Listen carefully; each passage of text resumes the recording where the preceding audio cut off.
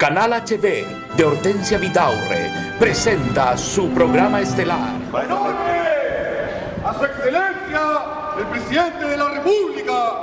¡Vista la derecha! ¡Atención presente!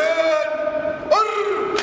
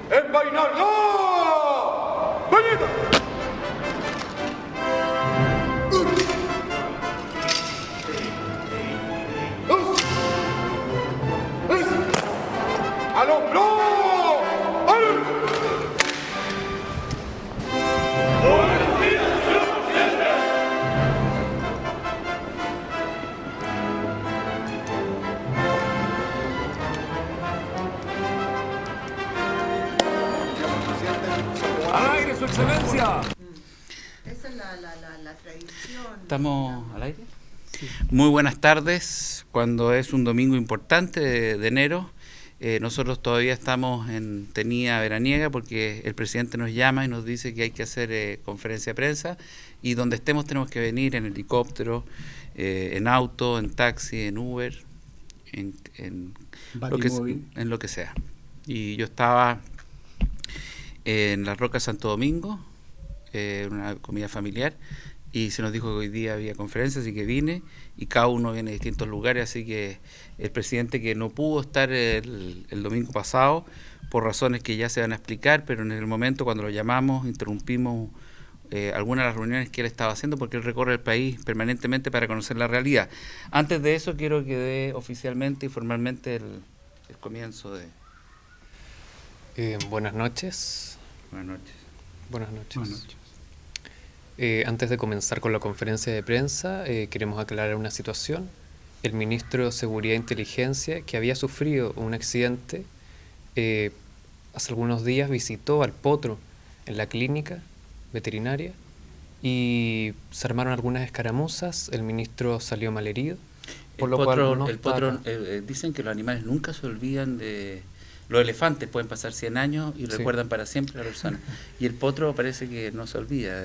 Este fue un factor muy importante. No lo vaya a confundir con una yegua, porque sería dramático. No, pero fue una situación muy complicada en la veterinaria, donde el ministro de Seguridad no salió muy bien. Y ahora está nuevamente en un proceso de recuperación. ¿Pero fue atacado por el potro? Sí, en verdad fue contrario. Habían algunas... El potro igual estaba muy mal, sí. Quedó con el fémur expuesto el potro en esa oportunidad. Sí. Bueno, ¿y su relación marital, que ya quedó ser? Bueno, mi mujer, no sé por qué la sigo llamando mi mujer, pero bueno, es muy complicado aún, pero ya se canceló todo, yo ya cambié la chapa de la casa. Ya. Sí, ya. Bueno. Que comience como sea. Muchas gracias. Bueno, nosotros somos, antes que todos, seres humanos y comprendemos el pesar y la situación. Al edecán le damos la bienvenida. Sabemos que también acaba de tener un hijo, ¿no? ¿Y por qué nos informaron mal que había tenido un hijo? No. Pero lo vemos como que no hubiese dormido varias noches. Es porque el presidente ha tenido actividades y el edecán lo tiene que siempre acompañar. Al ministro de Salud, hola, don Mauricio Esteban, muchas gracias por venir acá, higienista, que nos va a hablar de las bondades o no del Congreso de la Ciencia, de este encuentro que nos ha hablado mucho, que ha sido un gran aporte del futuro, sí, de Guido Girardi, que realmente ha dado una señal inequívoca de poder reconvertirse después de haber sido tan vapuleado. Encontró un nuevo aire y me parece que hay que aplaudirlo porque el Congreso del Futuro es algo que el presidente seguramente va a hablar de eso, así que le he pedido que por favor se pueda hablar del tema que muchas gracias. Que quiera. Bueno, en primer lugar, perdón, sí, una pregunta por como favor. Periodista, usted no asistió la última vez a la conferencia de prensa y nosotros los periodistas nos estábamos preguntando por qué. Bueno, la verdad es que no hubo posibilidad alguna de comunicarse debido a que estaba en una reunión en la cual, como es lógico y como debe ser siempre, yo apagué los celulares. A veces el celular se me queda encendido porque me he olvidado, pero no he cumplido con el mandato principal de ser caballero y apagarlo cuando uno está conversando con alguien. Se trataba de una situación muy delicada, muy seria y de grandes perspectivas sobre la cual no puedo hablar ahora aún, pero eso me evoca a mí un episodio que yo viví en el Instituto Nacional, que ¿para qué silenciarlo? A mi juicio está en franca decadencia y esto hay que denunciarlo públicamente, el Instituto Nacional. Pensé que los celulares. No, el Instituto Nacional está en franca decadencia y esta es una desgracia para Chile. Ya me referiré en otro programa especialmente al Instituto Nacional porque considero que es un establecimiento de demasiada importancia como para que nosotros nos desliguemos de él. Y nosotros tenemos toda la obligación, de Chile han salido el 80% aproximadamente de los presidentes de Chile ha salido del Instituto Nacional. Esta es una realidad que se condice absolutamente con algo que yo por ahora voy a adelantar. Hoy día se habla de los centros de alumnos. Sí, claro. En el Instituto Nacional se hablaba del gobierno estudiantil. Mire la diferencia. Hay una diferencia sí, claro, enorme entre una y otra designación. Y hoy día lo que existe son centros estudiantiles y no gobiernos estudiantiles. ¿Cuál es la diferencia? Que en un gobierno estudiantil se establece una jerarquía, igual que estamos aquí nosotros estableciéndola en este programa, que si bien es virtual, corresponde a ese mismo sentido. Entonces se elige un presidente generalmente sobre la base de los primeros alumnos, de los mejores alumnos, en segundo lugar, de los que tienen más sentido social y más sentido republicano. Y generalmente de ahí vienen también los presidentes de Chile. Y ahí vienen los presidentes de Chile. Y por eso es que últimamente también todo esto se ha echado a perder. Porque hace ya varios años el Instituto Nacional viene decayendo y cada vez los profesores y el señor rector, a quien no tengo el placer de conocer, parece que no están a la altura de la tradición histórica del Instituto Nacional. Y esto hay que decirlo en voz alta para que la gente lo sepa, lo entienda y lo escuche. Yo voy a visitar en breve el Instituto Nacional, voy a hablar con el actual rector y me voy a referir a este tema y además voy a convocar a los alumnos para que los alumnos del Instituto Nacional, que en general son bastante seleccionados, entren en relación permanente de orden cultural, social y político, porque nada escapa de la política, aunque digamos que no, con el centro de cultura más histórico de Chile, el Ateneo de Chile. Y además le agrego que si el centro de alumnos, o actual como se llama, sí, quisiera hacer un gobierno estudiantil, sí, lo puede hacer en este canal, en este estupendo, mismo programa, como un microespacio del gobierno estudiantil del Instituto Nacional, muy si bien, es que no le dan la posibilidad en el Instituto Nacional. Sí. Hortensia Vidaurre por Sonopronter me acaba de comunicar que ella puede dar el espacio. Me parece extraordinariamente importante porque ese Instituto Nacional dio origen a una tradición en Chile, una tradición que nosotros debemos conservar y enriquecer, y más que eso todavía la debemos proyectar no solo para Chile, sino que para el resto de América, porque en América en general, como todo el mundo ya debe saberlo, la gente está cada vez más imbécil. Esta es una triste realidad que hay que denunciarla públicamente, y esto se ve en los resultados eleccionarios. Entonces yo por eso anticipo esta noticia y voy a informar sobre ella en su oportunidad, y creo que es muy buena su idea. Hay una estadística que de las cantidades de imbéciles que hay en este momento, por ejemplo, en Latinoamérica, ¿no? Bueno, yo creo que yo creo que habría que consultar en las elecciones presidenciales, claro, porque esa graduación de la imbecilidad latinoamericana y del mono desnudo que nosotros representamos, porque nosotros somos por sobre todo hoy día un mono desnudo, un mono porque copiamos, y estamos desnudos porque simplemente no tenemos conocimiento, o tenemos siempre los conocimientos a medias, y ni siquiera somos capaces de imitar, y ni siquiera podemos imitar a Cantinflas, que por último Cantinflas era simpático, sí, pues. Pero además somos tontos, pesados, engreídos, arrogantes, sin ningún fundamento de ninguna especie, ni por el dinero, ni por la capa social eventual, sino que simplemente hacemos el ridículo y no nos damos cuenta.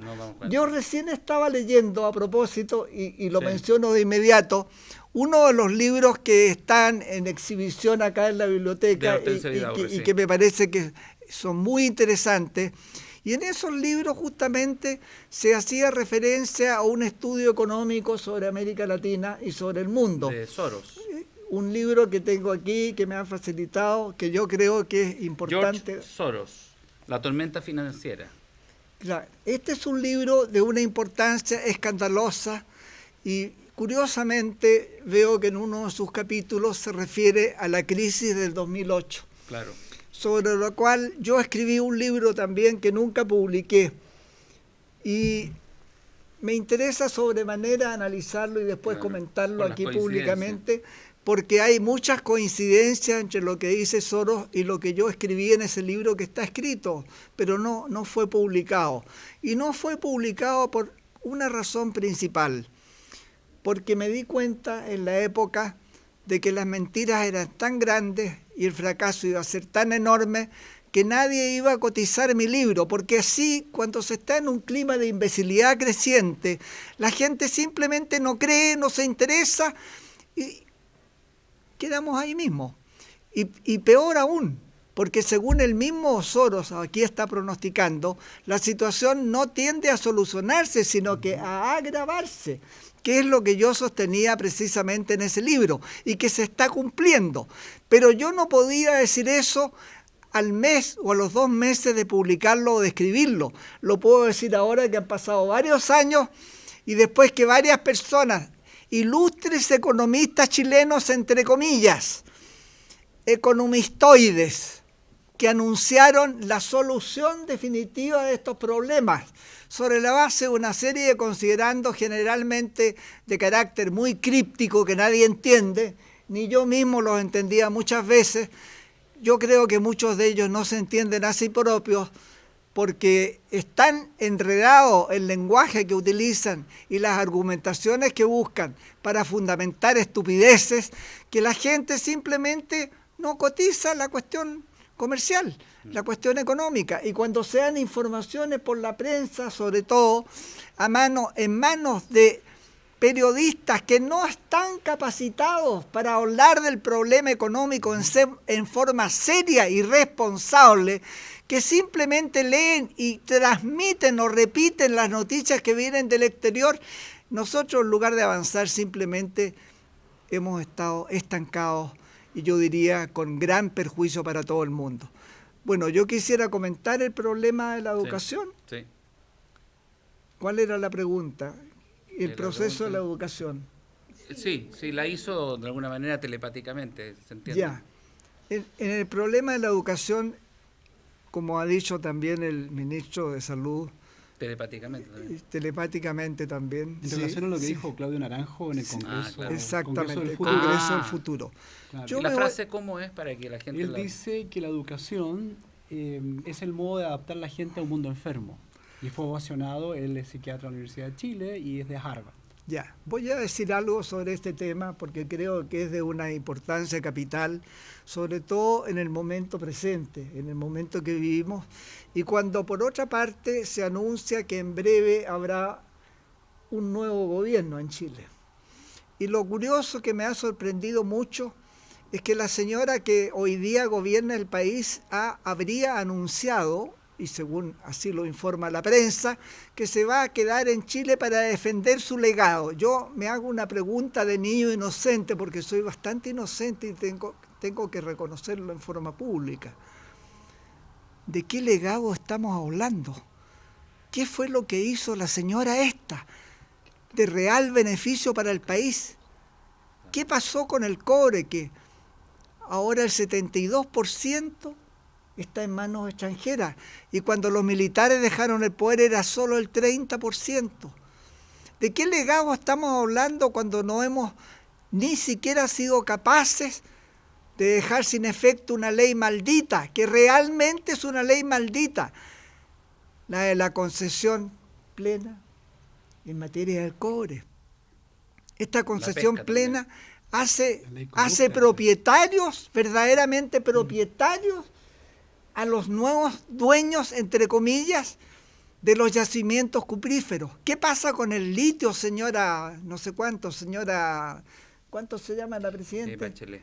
Señora Bachelet, perdone, se me olvida siempre su nombre porque yo tiendo a olvidarme de las personas que en realidad dicen una cosa y hacen otra, y que dan la apariencia de una cosa y en el fondo son otra cosa muy distinta. Y por último le voy a decir, para no abundar en este tema, porque no es el caso todavía, hay que abordarlo seriamente, por último le voy a decir, ¿y qué pasa con el litio? El litio, que ya estaría prácticamente transferido a manos extranjeras, y no ha sido el gobierno capaz de legislar en torno de esto. Entonces yo no sé, perdónenme, yo lo digo con toda inocencia, ¿qué legado va a defender? Porque yo pienso que no pretenderá hacer el ridículo y no pretenderá que la desprestigien todavía más de lo que está. Lo siento tanto, lo siento porque es una mujer y habría sido bueno tener el ejemplo de una mujer como una Inés de Suárez, como la mujer indígena aquella que ganó todas las batallas donde apareció, Jacqueline, porque esa mujer fue extraordinaria. En su momento defendió su país, defendió su patria verdaderamente. Yo tengo muchas dudas de que estos gobiernos últimos hayan defendido Chile. Yo creo que no lo han defendido. Hemos estado perdiendo soberanía. Sí. A propósito del litio, ¿qué le parece que el fiscal que está indagando sobre el financiamiento ilegal de los partidos, o sea, de la política, quiera llegar a una salida alternativa y no continuar con el juicio oral, digamos? Me parece gravísimo y no solo es grave desde el punto de vista económico y político, sino que es mucho más grave todavía si uno lo considera desde el punto de vista de la división de poderes. Porque este es un tema de tanta, pero tanta importancia que concierne al Poder Judicial, que sin poder judicial verdaderamente independiente y autónomo, un país es una vergüenza. Es una vergüenza nacional tener un poder judicial que no es capaz de exigirle a sus miembros que hagan realmente justicia. Yo tengo aquí un documento que le iba a pedir y le voy a pedir luego al señor ministro que lo divulgue, porque en ese documento consta un hecho demostrable absolutamente, porque están citadas las leyes pertinentes, pero según el cual, cuando se estafa en Chile, cuando se hace una gran estafa multimillonaria, hablamos de miles de millones o de millones de dólares, las penas aplicadas son sumamente suaves y nadie va a la cárcel. Nadie va a la cárcel. Entonces, para el ciudadano que tiene mucho dinero, el gran negocio es delinquir, cometer delitos, porque después lo van a perdonar, lo van a sobreseer de alguna u otra manera. Esto no puede ser, porque ahí están las cifras específicas y le voy a pedir de inmediato al señor ministro que por favor lea este texto, porque es un texto que cuando uno lo lee no lo puede creer. Simplemente parecería que nos están mintiendo o tal vez estamos en algún país en el África, no sé. De repente me pregunto cuál es la calle que tengo que, con el todo respeto que debemos tenerle a los africanos. Se anulan, no, este es otra materia muy interesante. Se anula el matrimonio homosexual. Se dictamina, creo que esto, perdón, aquí está. Del matrimonio. Esto es demasiado importante, lo vamos a leer a continuación. ¿Se anuló? Porque sí, esto es demasiado importante, pero le vamos a hacer un capítulo aparte. ¿Ya no existe el primero, matrimonio homosexual? No, ya se lo vamos a leer. ¿No? Yo le quiero pasar el más importante, una reflexión. En Europa se eliminó el matrimonio homosexual.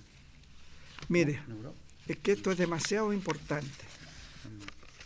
Aquí esta parte, por favor, esta parte hasta aquí, por favor. Bueno. Esta parte hay que leerla porque es demasiado importante para que los chilenos se den cuenta de que en este país no hay división de poderes. Hay un poder que manda a otros poderes. Y siendo así, al no haber división de poderes, no hay democracia. Por eso yo me pregunto de nuevo, ¿qué legado va a defender esta señora, por Dios? ¿Qué legado realmente va a defender? Entonces, va a dar lectura el señor ministro a este texto porque es de extraordinaria importancia.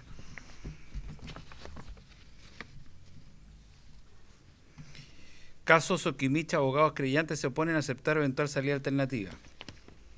Los abogados creyentes del caso Soquimich por financiamiento irregular de la política se mostraron contrarios a aceptar la salida alternativa que propondrá el fiscal Pablo Gómez en enero próximo. El fiscal regional de Valparaíso, Pablo Gómez, presentará ante el 8º Juzgado de Garantía la solicitud de suspensión condicional del procedimiento del caso Soquimich a favor de la persona jurídica de la empresa del próximo 26 de enero. Así, la minera deberá pagar una multa que ascenderá a los $3 millones como salida alternativa al proceso judicial, quedando sin una sanción penal.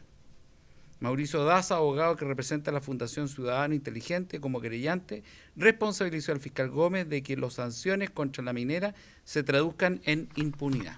Aquí hay un texto que refrenda lo anterior, que yo le voy a pedir encarecer que lo lea, porque esto ya es el colmo y el escándalo más grande y que la gente no conoce en Chile y que los periodistas no divulgan, porque yo no sé en qué cresta están los periodistas en este país, porque resulta que las noticias verdaderamente importantes no se abordan, no se analizan, ni se hace ninguna autocrítica. Él es periodista, está estudiando periodismo. Sí, pero él es una excepción porque se atreve y está en este programa. Pero la vergüenza grande es que la gran mayoría de los periodistas, siendo gente valiosa, muchos de ellos muy inteligentes, pero están sometidos, absolutamente sometidos. Rastreros. Como son rastreros. Peor todavía, mucho peor. Sí, por favor, leamos ese texto. Además, porque es muy importante. Sobre ti edificaremos nuestra iglesia. Aquí está el kit de por qué los delincuentes que tienen mucho dinero pueden hacerlo absolutamente despreocupados de la sanción, porque no hay sanción, nunca hay sanción real penal. ¿Sabía usted que la pena máxima por el delito de cohecho son 450 millones de pesos, es decir, menos de $1 millón? En otras palabras, la empresa Soquimich del señor Ponce Lerú, cuyo valor total bordea los $17.000 millones. Repítalo, por favor. $17.000 millones, que cohechó activamente dirigentes de casi todos los partidos políticos de Chile, podría llegar a perder el 1 partido por 17.000 veces de su patrimonio con la multa. O sea, ni aunque fuera 10 veces mayor, no alteraría la conducta de esta u otras empresas, mientras las penalidades por cohecho y colusión no sean montos fijos, sino porcentajes significativos del patrimonio contable de las empresas o las empresas involucradas. El Festival del Tejado de Vidrio continuará. Claro, esta es la desgracia que está viviendo el país, y por eso le pregunto por última vez a la señora Bachelet, creo que es el apellido de ella. ¿Serio? A esta señora le pregunto, ¿qué legado quiere defender? Por favor, avísenme cuando esté defendiendo ese legado, porque yo creo que va a resultar quizá todo lo contrario, va a ser un desastre mayor para el país. Y yo a propósito de esto, sí, por favor. Presidente, con respecto a lo mismo, ¿qué pasa con los juzgados que serían incompetentes a juicio de la Corte Suprema para dirimir las disputas entre CERNAC y las grandes empresas del rubro de alimentos por infracción a la ley de etiquetado? O sea, que la ley de etiquetado no sirve para nada. Esto lo puedo responder yo. Me permite esta pregunta ratificar absolutamente lo que estoy diciendo. En este país se está anulando la propia ley en la medida que ella puede favorecer la justicia, y se está abonando el apoyo a lo que es más injusto, más sucio y más corrupto. Este es el mundo que nos están dejando el gobierno que se va ahora. Yo no digo que la culpable sea la señora que presidió este gobierno, pero digo que muchos de los que están en este gobierno sí son culpables. Y lamento decir que tengo el fundado temor de que la oposición a este otro gobierno, mal entendiendo esa defensa que anuncia la señora Bachelet, van a atacar a este gobierno y van a ser inmisericordias con él. Y yo quiero de inmediato hacer una aclaración que creo que es muy importante porque da el sentido, el verdadero sentido que debe tener este programa y esto que estamos diciendo. Nadie más que yo creo en Chile. Escúchenlo bien, por favor. Nadie más que yo se opuso al señor Piñera, porque tengo de él un mal concepto, desgraciadamente. Pero por eso, como siempre he pedido que nunca me crean a mí todo lo que yo digo, a pesar de que nunca jamás miento, y mucho menos me someto al criterio de la moda, basta leer un libro que se llama Crónica de la Economía Secreta Chilena, de Carlos Tromben. Ahí está la historia del señor Piñera. Entonces nadie mejor que yo, además de otras cosas que sé de él, nadie mejor y más que yo podía oponerse al gobierno del señor Piñera y a que él fuera electo. Por eso, por cierto, no voté en el acto último. Pero una vez que está elegido, aunque sea por imbéciles, aunque sea por inocentes, o a lo mejor por gente intuitiva que tienen la razón y yo no la tengo, una vez elegido presidente de Chile, él debe ser considerado como presidente de todos los chilenos. Y en la misma medida esa, todos los chilenos tienen que apoyar las cosas buenas que haga este señor. Pero también todos los chilenos tienen la obligación absoluta, moral y política de controlarlo. Porque bajo su gobierno anterior, entre otras cosas inconcebibles, salió la ley Longueira, del bendito señor Longueira, con el negociado de los pescados. Salió una querella criminal que se tuvo que interponer por el problema del litio contra el subsecretario de Economía. Un proceso en el cual incluso se me pidió mi opinión profesional. Yo no ejerzo como abogado, pero tengo derecho a dar opiniones, y por cierto que las di. Y ese señor nadie puede decir que no cometió delito. Podríamos sumar varios casos más. Pero una vez que está elegido este señor, nuestra obligación, escúchenme bien y no me digan que por esto soy de derecha ni de izquierda, porque no soy de ninguno de los dos lados, no me gusta ninguno de los dos, porque como dijo Renan hace ya más de un siglo, ambos son materialistas y yo tengo una vocación realmente distinta, más bien espiritual que materialista, como todos los latinoamericanos bien paridos. Todos los latinoamericanos son infinitamente más espirituales que hombres de negocio. Los hombres de negocio, como dijo Nietzsche, son el gran peligro y el gran desafío en la política, y en esto Nietzsche no se equivocaba. Termino hablando del caso del señor Naranjo. Al señor Naranjo lo conozco hace mucho tiempo por sus escritos. No soy amigo de él, pero sé que es un hombre serio, responsable, que ha hecho y ha dicho cosas muy interesantes y que goza de un prestigio internacional. Aquí en Chile seguramente pocos lo conocen, pero es una obligación de los chilenos conocer un hombre como Naranjo. ¿Qué es lo que sostiene Naranjo? Ya el señor ministro de Salud leyó el título, pero yo voy a ir más allá de este título y voy a recordar un hecho histórico que los chilenos ojalá no ignoren. Pablo Neruda, hace más de medio siglo, cuando escribió su célebre poema Oda para mi maestro, él declaró algo que sintetiza todo lo que dijo el señor Naranjo.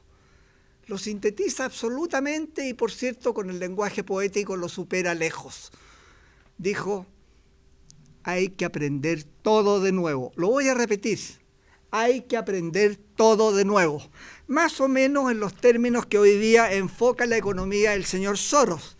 porque el señor Soros tiene un capítulo aquí que ya lo revisé, en el cual también dice que el orden económico está como la mona, está pésimo y está en manos generalmente de mercaderes, de hombres de negocios.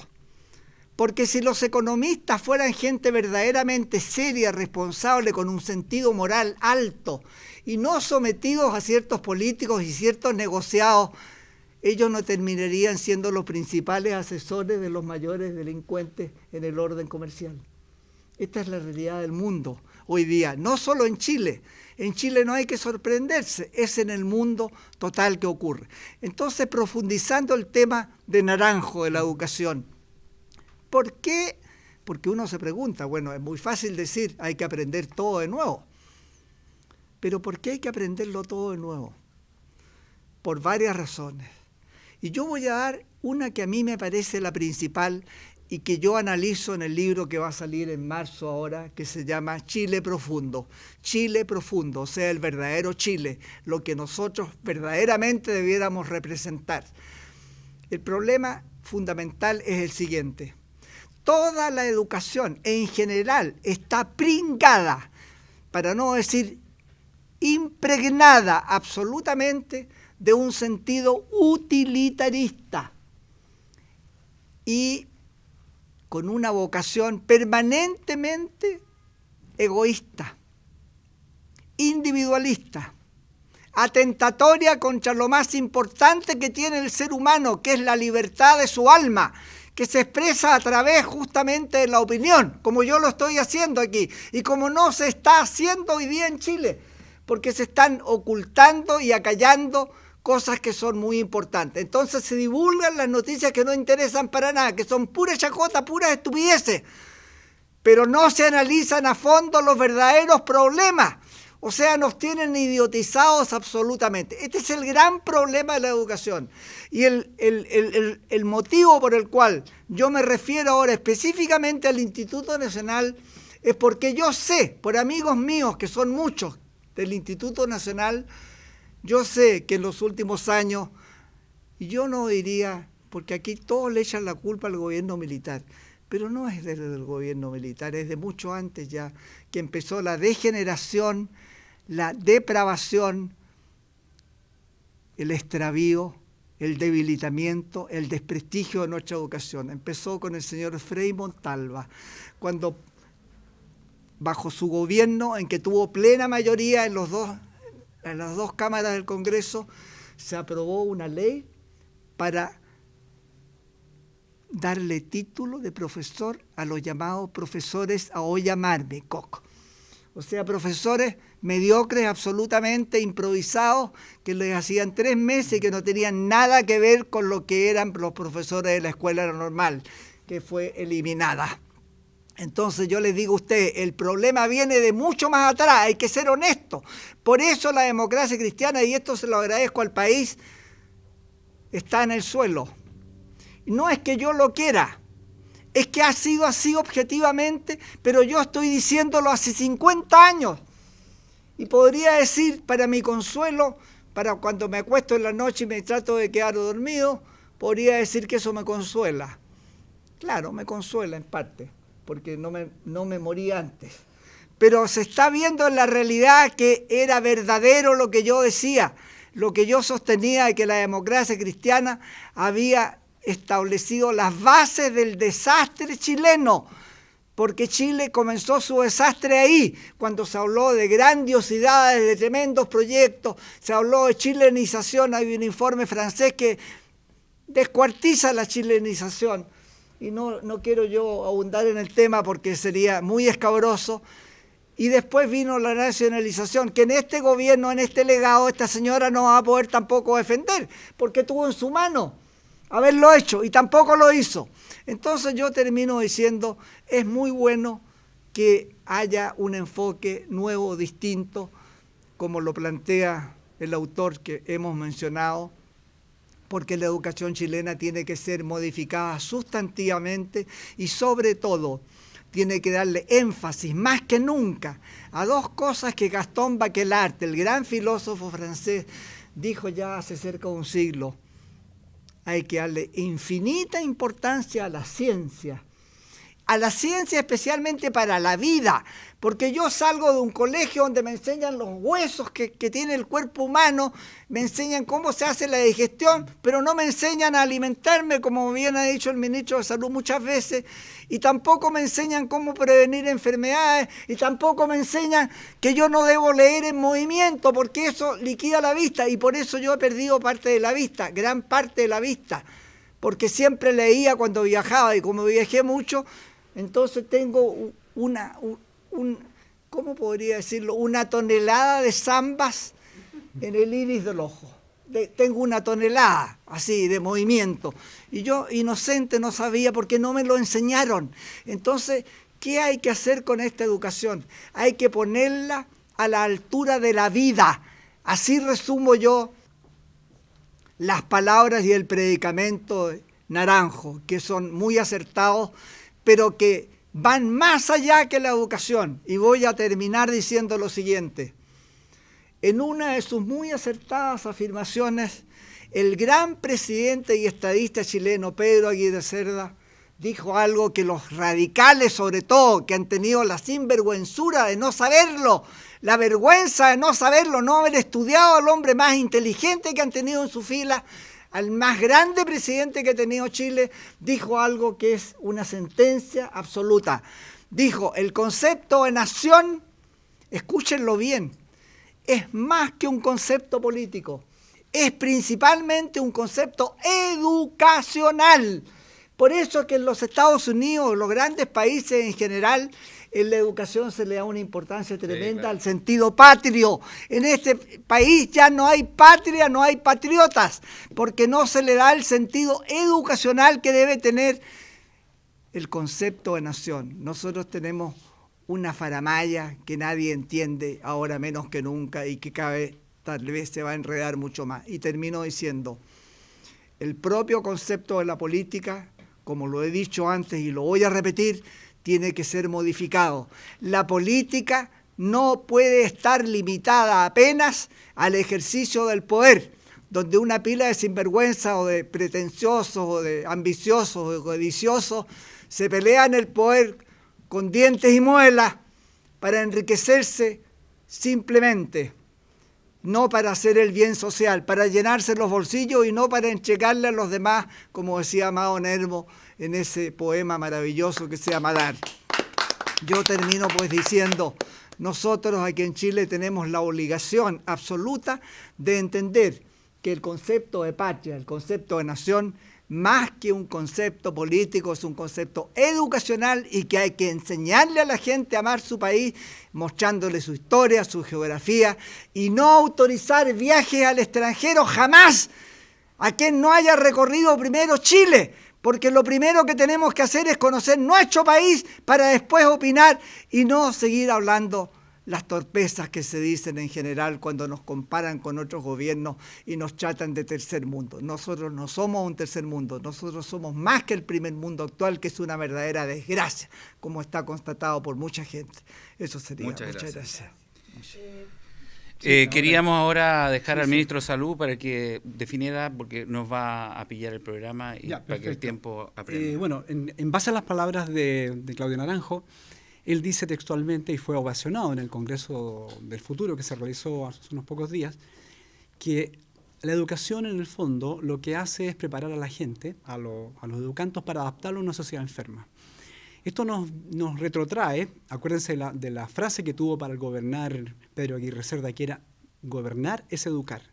Bueno, actualmente, utilizando la palabra de George Soros, hay que aprender todo de nuevo, o sea, tenemos que reeducarnos. A partir del año 2001, el mundo cambió y se enrareció. En 2008 vino una crisis y esa crisis no nos hemos levantado. O sea, el mundo está en crisis, no ha sido superada la crisis y la educación tiene que transformarse ya no en algo solamente para el futuro. Además, el futuro se está perdiendo. Hay una noticia de que ya murió un río en la India. Murió un río completamente en la India. ¿Qué significa esto? El mundo está empeorando a niveles veloces Y la gente en general, basado en que alguien te va a salvar, o la religión, o los científicos, o los demás, o los extraterrestres, o quien sea, se basa en que sigamos como estamos porque alguien nos va a salvar en algún momento. Pues eso no es así. El poder tiene que volver a la gente, pero sobre todo el poder de la voluntad, el poder de la disciplina. Tenemos que reeducarnos, tenemos que adaptarnos a lo que está pasando ahora, aprendiendo a ser mejores personas, porque el mundo ya está empeorando. Los cambios en estos últimos años, en general, cuando el mundo cambia, lamentablemente hay que decirlo, cambia para peor. Entonces lo que tienes que hacer tú es cambiar de mundo, no que siga cambiando el mundo para peor, porque el mundo se va empeorando. Hemos visto que las instituciones en general son fuertes porque nosotros, o la gente, o los ciudadanos, somos débiles. Si la gente es más fuerte, las instituciones tienen que ser mejores instituciones. Por lo tanto, la reeducación, valorar el presente, esto se llamó Congreso del Futuro. Bueno, pero si el futuro lo estamos perdiendo. Se hablaba del año 2070, 2050, 2030. ¿En qué momento realmente se nos puede decantar todo en términos de cataclismo gubernamental, económico, patológico? No es son apocalíptico, es simplemente los datos que nos están llegando prácticamente todos los días en todas las formas de información.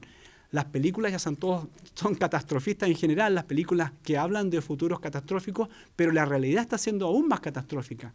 Dentro de las personas, individualmente, la persona va como consumidor hacia un abismo patológico y como colectividad, los países van hacia un abismo también.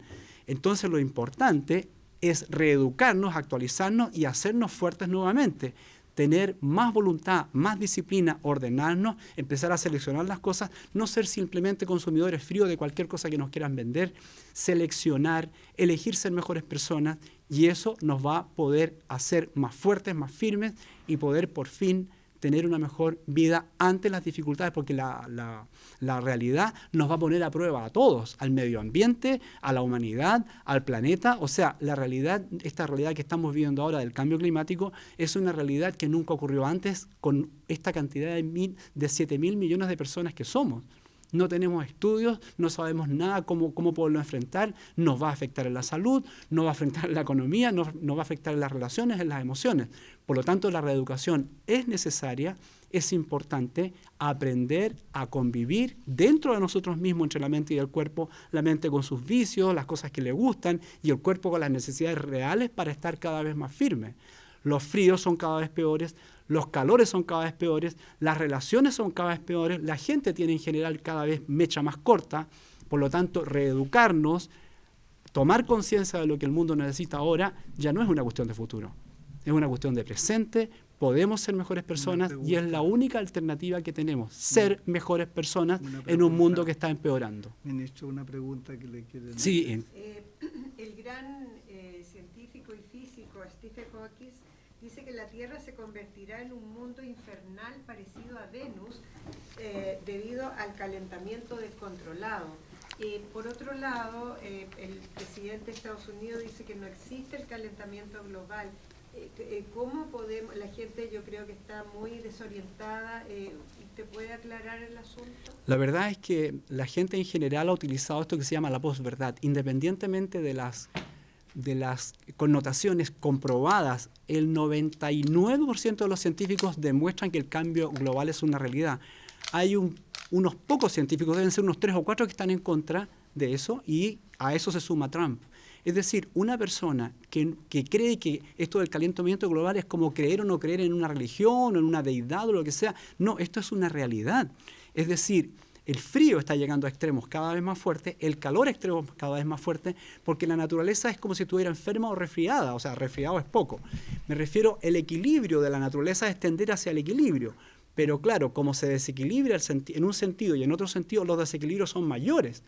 Por eso yo hablo siempre de que la ciencia y la tecnología son como la banda del Titanic. Se está hundiendo todo, pero ellos siguen sacando mejores celulares, mejores máquinas, mejores sacadores de fotos, y la gente está hipnotizada, obnubilada por eso, y no se da cuenta de la realidad en la que tenemos que estar aprendiendo hoy. Voy a complementar los alcances que formula el ministro de Salud con una aseveración que tal vez a muchos les sorprenderá, y no serán pocos los que se opongan a ella. ¿Por qué el señor Trump? Porque siempre es bueno preguntarse la razón de las cosas. ¿por qué este señor Trump, que a veces yo por error le digo señor Trampa, no le digo señor Trump porque me equivoco normalmente, no sé por qué será, pero me equivoco, ¿eh? Es como cuando alguien dijo que un cierto político chileno cada vez que hablaba le hacía recordar a Sancho Panza. Yo también me equivoco cuando menciono al señor señor Trump. Este señor Trump, escúchenme bien por favor y razonemos, porque este programa tiene una intención principal, decir verdades. Y para llegar a la verdad hay que profundizar los temas. Y para profundizarlo hay que preguntarse exactamente por qué el señor Trampa dice lo que dice.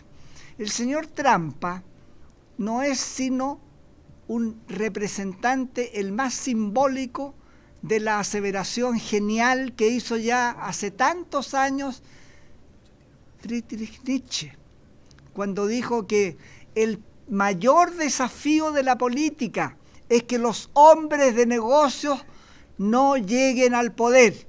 Lo voy a repetir, que los hombres de negocios, como está pasando en Estados Unidos y parece que en Chile está pasando lo mismo, bueno, ¿qué le vamos a hacer? ¿No es cierto? Ese es el país en que estamos. No lleguen al poder. ¿Y por qué dijo esto Nietzsche? No fue por casualidad, fue porque se constató, está constatado absolutamente en la historia de la humanidad, en toda la historia de la humanidad, está constatado que cuando se suma el poder político al poder económico, lo único que hay es dictadura. No hay ni siquiera dicta blanda, como decía el señor Pinochet. No, hay una dictadura, la más terrible y la más tenebrosa. ¿Por qué digo que es la más tenebrosa y la más terrible? Es la más tenebrosa porque acostumbra a la gente a hacer lametrastes. El tipo que tiene 5 chauchas más que el vecino quiere mangonearlo y mandarlo. Y el vecino empieza a sacar la lengua para pasársela por el codo, por todas las partes sensibles que el otro individuo tenga. Y eso uno lo ve en la sociedad chilena, donde la gente suele ser muy venerada cuando tiene 5 chauchas más que el resto, aunque sean delincuentes, aunque hayan hecho una ley longueira, aunque hayan vendido el litio y se hubieran acaparado por ahí algunos millones de dólares. Entonces, ¿por qué pasa esto con el cambio climático? El señor Trampa está defendiendo la economía según su descriterio, porque no tiene criterio, y eso dicho con todo respeto, porque él no tiene criterio, eso ya está archi demostrado, no es tratarlo mal ni es hablar mal de él. A mí me parece que él tiene muy buena salud, todavía, no sé cuánto le durará, pero todavía tiene buena salud. Este señor Trampa lo que hace es evitar que Estados Unidos tenga gastos mayores o tenga ingresos menores, que es lo mismo. ¿Y por qué? Porque así también se ganan los grandes empresarios. Porque si se aplicara el Acuerdo de París, Estados Unidos dejaría de ganar muchos millones y millones de dólares. Ese es un negociado detrás, no es una concepción sana, honesta de él. No quiero decir que es un deshonesto o un imbécil, no lo quiero decir, por cierto que no. Debe ser un hombre bastante inteligente como para haberse encaramado de ser un simple mercader, un simple hombre de que vende y compra casas, hoyos, qué sé yo, pedazos de terreno, porquerías así de ese tipo. Y que logró una gran fortuna que hizo razonar mal a la gente. Porque la gente, cuando un hombre alcanza fortuna en los últimos decenios de años, piensa, este es un hombre triunfador.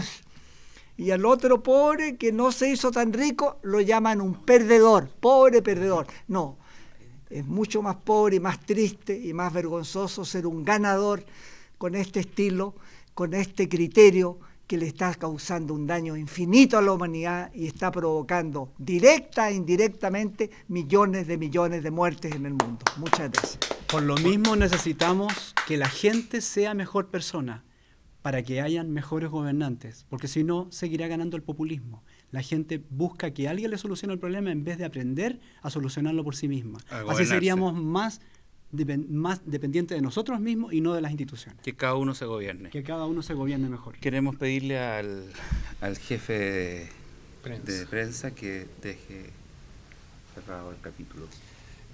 Termina la conferencia de prensa sin antes actualizar el estado de salud del ministro de Seguridad e Inteligencia, sí, que quedó muy resentido por lo del Potro. El Potro también. No vamos a entrar en detalles de cómo ocurrió la asistencia psicológica al sí, Potro. Sí, quedó muy mal. Y en cuanto a mi mujer... Al Potro. La asistencia psicológica es al Potro. Sí. Sí. Hay psicólogos para animales. Sí, los hay. Y están ya contratados. El Potro quedó muy dañado psicológicamente. Sí, el ministro esperamos que vuelva las próximas semanas. Y el Potro también. Y el Potro también. En cuanto a mi mujer... el Potro. El Potro, sí. Y está con una obsesión con el ministro de Seguridad. Quedó muy resentido con él después del primer episodio donde le pateó el abdomen. Tiene pesadilla. Sí, para darle un poco más de desarrollo a la noticia, el Potro está con cuidado intensivo y según el informe psiquiátrico estaría obsesionado con el ministro de Seguridad, peligrando la propia salud del ministro. ¿Es un caso obsesivo-compulsivo, ministro? Sí, y además el Potro, como indica su condición, confunde al ministro de Seguridad. Muy buenas noches y muchas gracias. Esperamos vernos el próximo domingo si no hay ningún cambio, ¿no? Y esperamos que el ministro de Seguridad se atreva a aparecer como corresponde.